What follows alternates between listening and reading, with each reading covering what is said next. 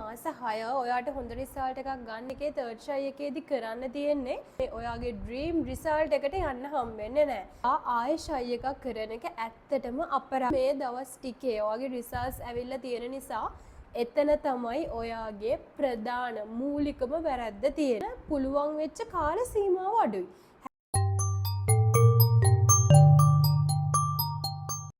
Hi සුබ දවසක් ඔයාලා හැමෝටම. ඔන්න අදත් මම අරගෙන ආවේ එඩියුකේෂන් සම්බන්ධ වීඩියෝ එකක්. විශේෂයෙන්ම A levels කරලා මේ රිසල්ට්ස් ආපු නංගිල මල්ලිලා වෙනුවෙන්. ඉතින් මගේ channel එකේ ගොඩාක් කමෙන්ට්ස් එනවා මේ එක්සෑම් සම්බන්ධව ගැටලු ඉදිරිපත් කරලා. පොදුවේ ගොඩාක් අය අහන ගැටලු කිහිපයක් තියෙනවා. ඒ ප්‍රශ්න අතර අහන ප්‍රධානම ප්‍රශ්නේ තමයි මේ මාස 6ක ඔයාගේ ඊළඟ ෂයි එකට තියෙන මේ මාස 6ක කාල සීමාව ඔයාට හොඳ රිසල්ට් එකක් ගන්න ප්‍රමාණවත්ද කියලා. ඒ වගේම තව ප්‍රශ්නයක් යොමු කරනවා ඔයා F3ක S3ක මට්ටමේ ඉන්න ළමයෙක් හැබැයි ඔයාට මේ මාස 6 වැඩ කරලා A3ක් අරගෙන මෙඩිසින් ඉන්ජිනියරින් යන්න පුළුවන්ද කියලා. ඒ වගේම ගොඩාක් අය තව මගෙන් අහන ප්‍රශ්නයක් තමයි මේ මාස 6 වැඩ කරන්න හරියට ප්ලෑන් එකක් හදාගන්නේ කොහොමද කියලා. ඉතින් ඔයාලා යොමු කරපු ප්‍රශ්න වලින් ඒ ප්‍රධානම ප්‍රශ්න තුනට කමෙන්ට්ස් වලින් උත්තර ඉදිරිපත් කරන්නේ නැතුව මම හිතුවා වීඩියෝ එකක්ම කරන්න. ඉතින් මම හිතනවා මේ වීඩියෝ එක අවසානය වෙනකම් බැලුවොත් ඔයාලගේ මේ ප්‍රශ්න වලට විසඳුමක් ලැබෙයි කියලා. නම් දැන් අපි වීඩියෝ එකට එමු. ඉතින් ගොඩක් අය අහන ප්‍රශ්නයක් මේ මාස 6 ඔයාට හොඳ රිසල්ට් එකක් ගන්න ඇතිද ප්‍රමාණවත්ද කියලා. මේ මාස 6 හොඳට වැඩ කරන මහන්සි වෙලා වැඩ කරන්න බලාපොරොත්තු වෙන ළමයෙකුට හොඳටම ඇති හොඳ රිසල්ට් එකක් ගන්න. විශේෂයෙන්ම ඔයා සෙකන්ඩ් try third try කරන ළමයෙක් නම් ඔයා සිලබස් එකේ ලොකු කොටස් ප්‍රමාණයක් මේ වෙද්දි ආවරණය කරගෙන ඉන්නේ. ඉතින් එතකොට ඔයාට සෙකන්ඩ් try එකේ third try එකේදී කරන්න තියෙන්නේ ඔයාට ආවරණය නොවුන කොටස් ටික ආවරණය කරගන්න ගමන් ඔයා ඉගෙනගත්ත කොටස් වල ඔයාගේ දැනුම වර්ධනය කරගන්න එක. හැබැයි මේක හැමෝටම අදාළ වෙන්නේ නැහැ. මොකද කිසිම මහන්සියක් වෙන්නේ නැතුව මේ මාස 6ක කාල සීමාවත් ඔයා නිකරුණේ නාස්ති කරනවා නම් ඔයා මේ මාස 6ක කාල සීමාවේ වැඩ කරන්නේ කලින් ෂයි එකේ ඔයාට අර අඩු රිසල්ට් එක එද්දී ඔයා වැඩ කරපු මට්ටමින්ම නම් ඔයාට ජීවිතේට මේ ඔයාගේ ඩ්‍රීම් රිසල්ට් එකට යන්න හම්බෙන්නේ නැහැ. ඔයාට ඔයාගේ ජීවිතේ ඔයාගේ බලාපොරොත්තු ඉෂ්ට කරගන්න ඔයාට කැපවීමක් කරන්න බැරි නම් ඔයා ආයෙ ෂයි එකක් කරන එක ඇත්තටම අපරාධයක්. මොකද ඔයාගේ අනාගතය වෙනුවෙන් මේ වර්තමානයේ මේ ඉදිරි මාස 6 ඔයා පුළුවන් තරම් ඔයාගේ උපරිම ශක්ති ප්‍රමාණයක් යොදවලා මහන්සි වෙලා වැඩ කරන්නම ඕන. මුලින්ම ඒ අරමුණ ඔයාගේ ඔළුවේ තියාගෙන තමයි ඔයා වැඩ කරන්න පටන් ගන්න ඕන.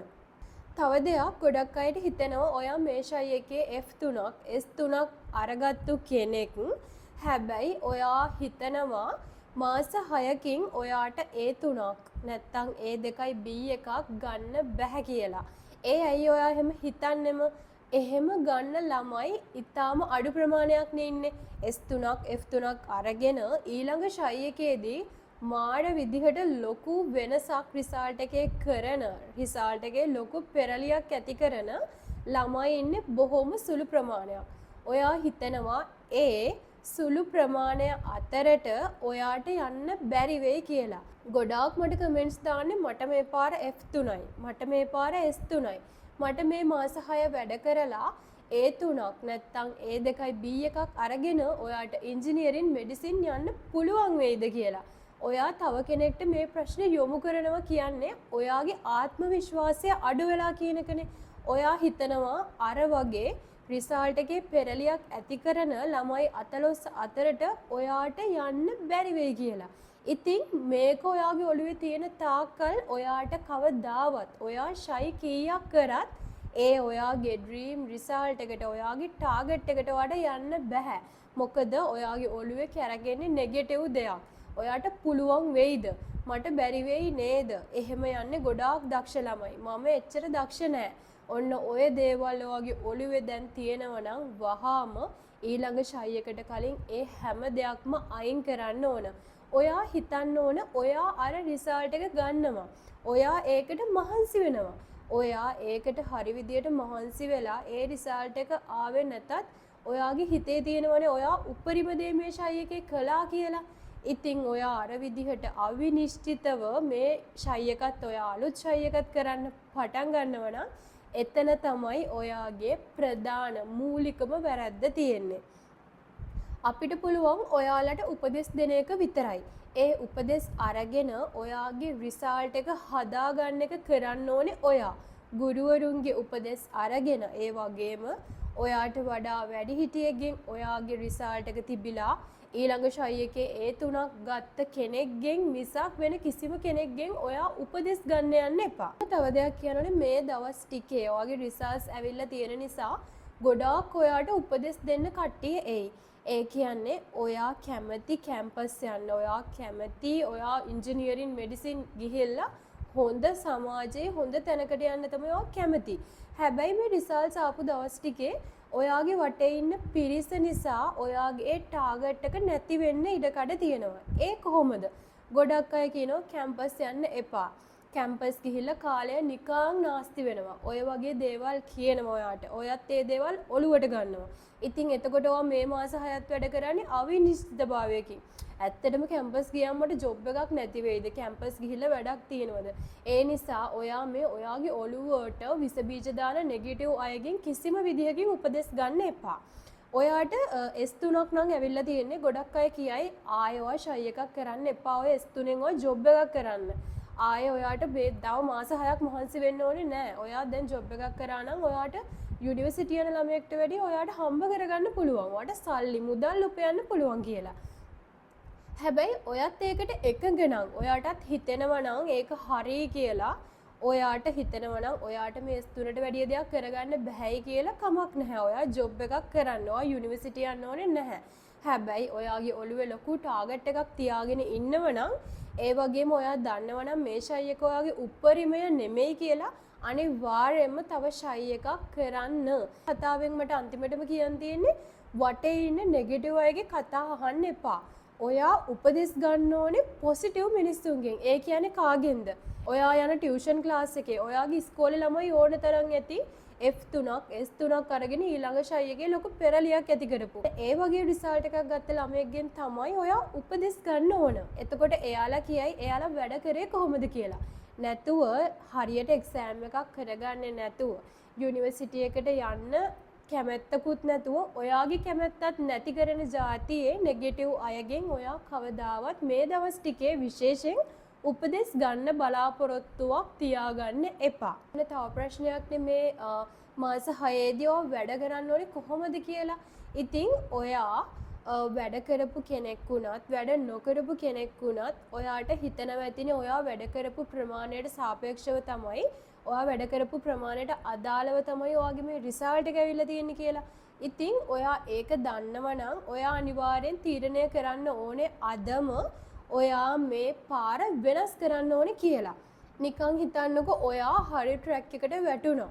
වැටිලා ඔයාට ටික කාලයයි වැඩ කරගෙන යන්න පුළුවන් උනේ A level exam එක ආවා. ඔයා A level exam එකට මාස 3ක් තියලා තමයි හරි පාරට ගොඩ වෙලා වැඩ කරේ. ඒ ඔයා හරි පාරට ගිහිල්ලා ඒ කරපු මාස 3 කරපු වැඩ ටිකෙන් ඔයාට හොඳ රිසල්ට් එකක්. ඒ කියන්නේ C එකක් C3ක්වත් ඔයාට ඇවිල්ලා තියෙනවා නම් ඔයාට හිතන්න පුළුවන් හරි මම හැරුණ ට්‍රැක් එක හරි. ඒ ට්‍රැක් එකේ මට යන්න පුළුවන් වෙච්ච කාල සීමාව අඩුයි.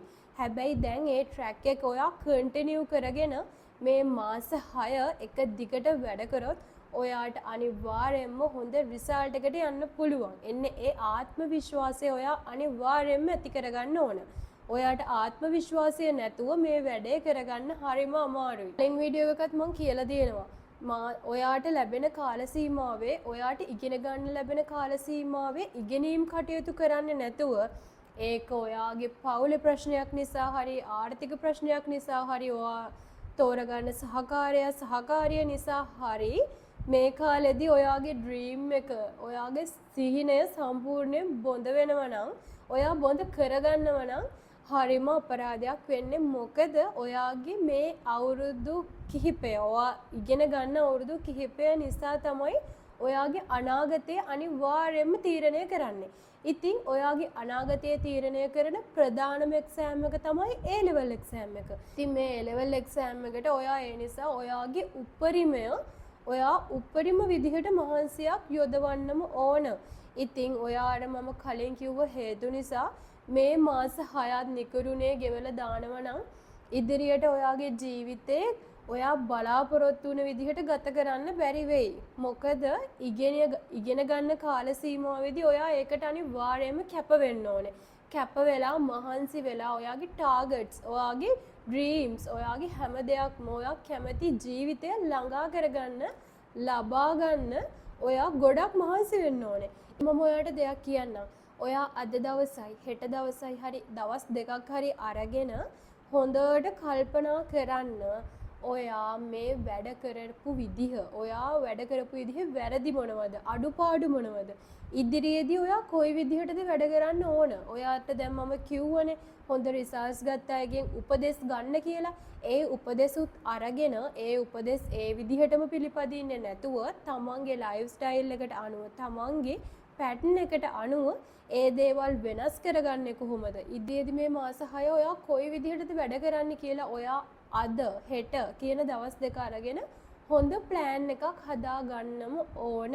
නැත්නම් ඔයා මේ මාස 6ත් නිකරුණේ ගත කරලා දානවා. ඉතින් මේ ඔක්කොම දේවල් ඔයා ඔළුවට දාගෙන ඔයාට අදාළ විදිහට කාගේවත් ප්ලෑන්ස් නෙමෙයි, ඔයාටම අදාළ ප්ලෑන් එකක් හදාගෙන මේ මාස 6 වැඩ කරනවා නම් අනිවාර්යයෙන්ම ඔයාට ලොකු පෙරලියක් වගේ රිසල්ට් එකේ ඇති කරන්න පුළුවන්. ඉතින් ඒ නිසා මම හිතනවා ඔයා මේ වීඩියෝ එකෙන් මම කිව්ව කරුණු ඔළුවට අරගෙන හොඳ රිසල්ට් එකක් ගන්න මේ දවස් කිහිපය යොදලා ප්ලෑන් එකක් හදාගනි කියලා.